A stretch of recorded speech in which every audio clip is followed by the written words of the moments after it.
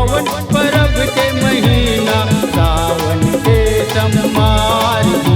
आगे आगे है पावन परब के महीना सावन के सोमवार जी। कांवर धर के चले कंवरिया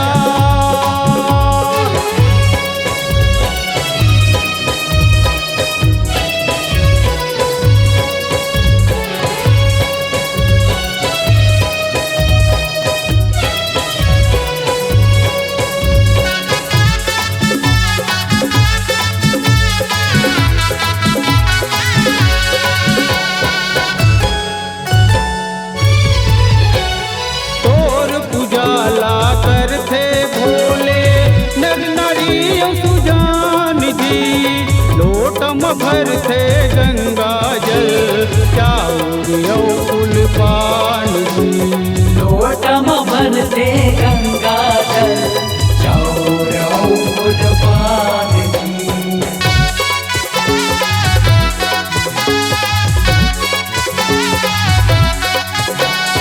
तोर पुजाला कर थे भोले नर नारी सुजान जी।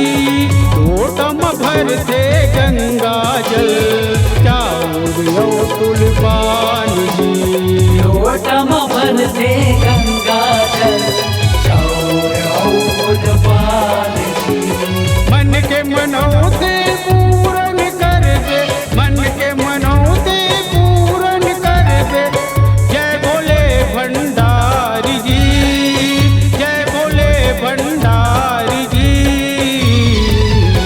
आगे आगे आगे पावन परब के महीना सावन के सोमवार जी।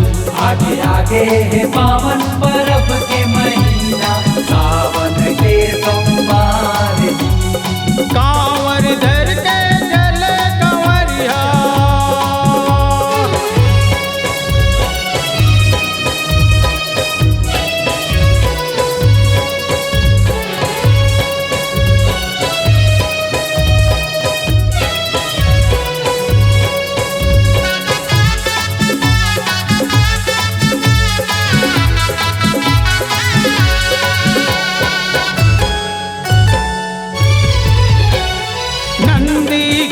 तय करे सवारी पैर मिर्गा छाल जी।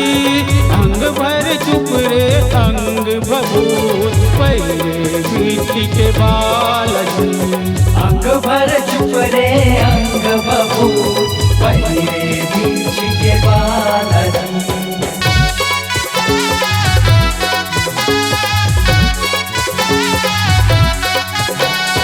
नंदी के तय करे सवारी पैर मिर्गा छाल जी।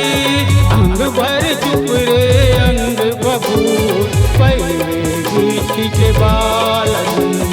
अंग भर चुप रे अंग बबूत पैरे बीच के बाल जी। झर झर बोहार जटाल गंगा, झर झर बोहार जटाल गंगा।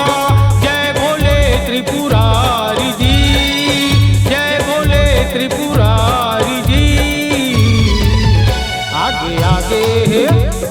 आगे है पावन परब के महीना सावन के सोमवार जी।